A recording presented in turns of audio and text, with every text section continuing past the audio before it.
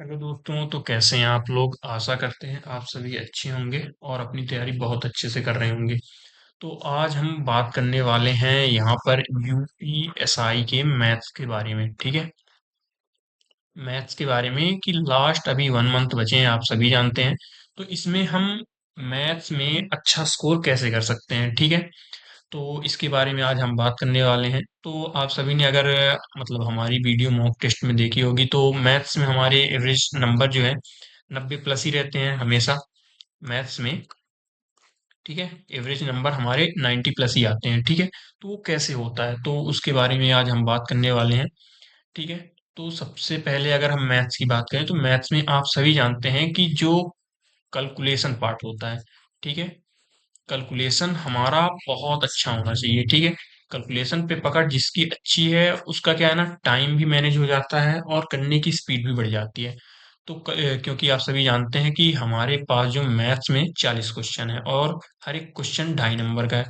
तो इस हिसाब से हमारा 100 नंबर का पेपर बनता है। ठीक है, तो 40 क्वेश्चन एवरेज टाइम यानी कि लगभग 40 मिनट में तो होने चाहिए। क्योंकि जानते हैं आप टाइम का भी हमारे इसमें यूपीएसआई में बहुत ज्यादा रूल है। तो 40 मिनट के अंदर होनी भी चाहिए, तो उसके लिए स्पीड अच्छी होनी चाहिए। तो कैलकुलेशन जो है वो बढ़िया होना चाहिए। तो उसके लिए कैलकुलेशन के लिए आपको कुछ चीजें जरूर करनी पड़ेंगी।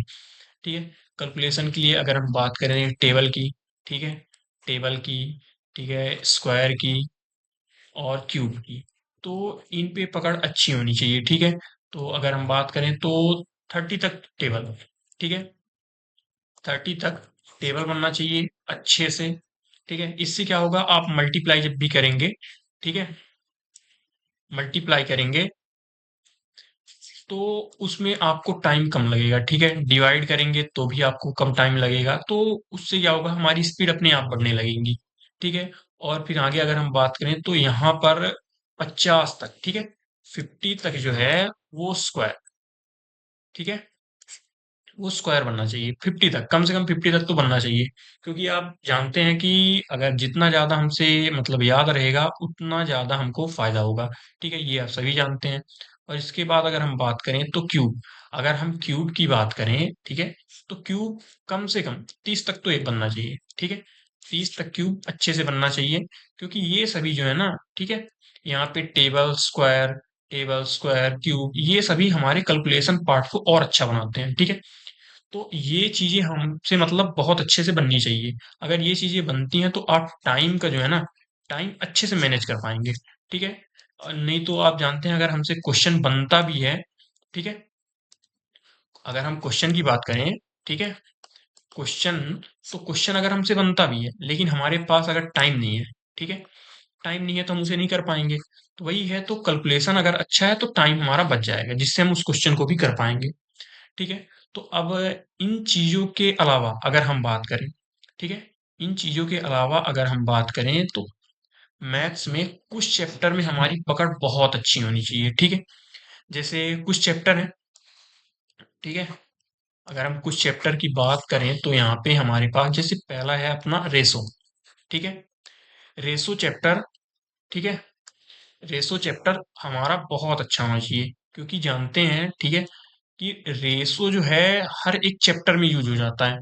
ठीक है, तो रेशो पे अच्छी पकड़ होनी चाहिए। और दूसरे की बात करें तो परसेंटेज, ठीक है, परसेंटेज,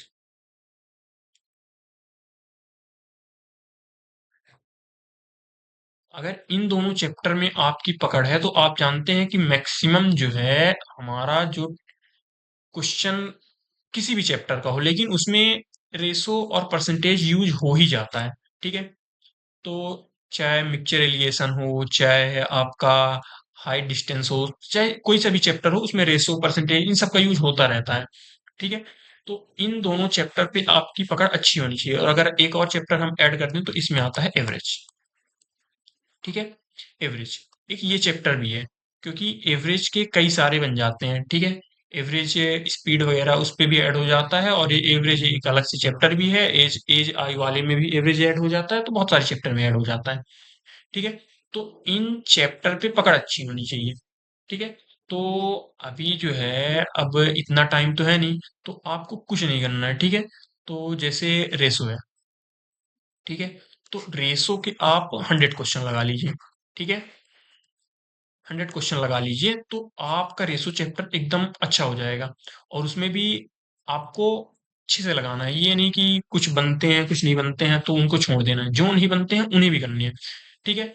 तो इसी तरह परसेंटेज के, ठीक है, अगर हम परसेंटेज की बात करें तो इसके भी आपको 100 क्वेश्चन लगा लेने हैं।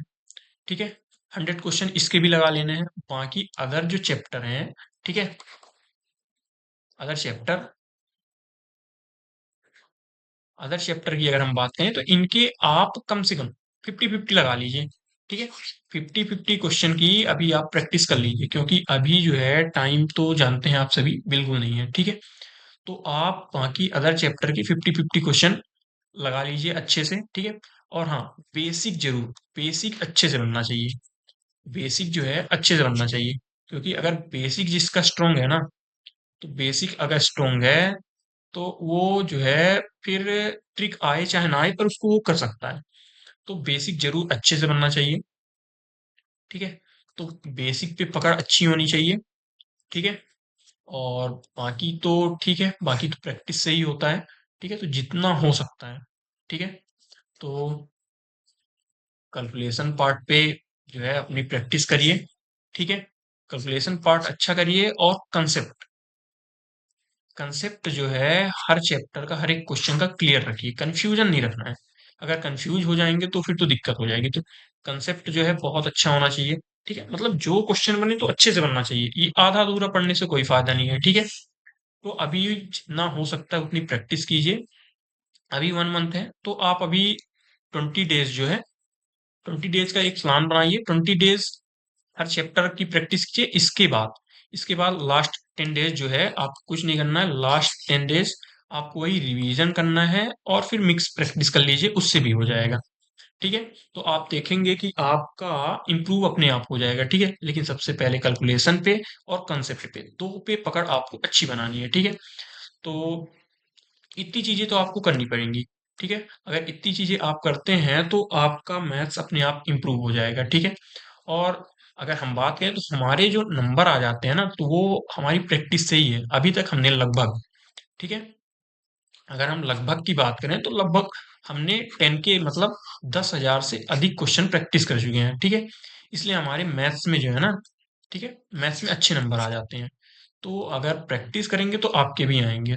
ठीक है, तो प्रैक्टिस करिए, प्रैक्टिस करते रहिए, और इम्प्रूव अपने आप हो जाएगा। ठीक है, 1 महीने आप अच्छे से प्रैक्टिस करिए, और इम्प्रूव ना हो तो फिर हमें बताइएगा। ठीक है, तो चलिए, तो यही बस जानकारी देनी थी कि आप सभी कैसे अपने मैथ्स को इम्प्रूव कर सकते हैं।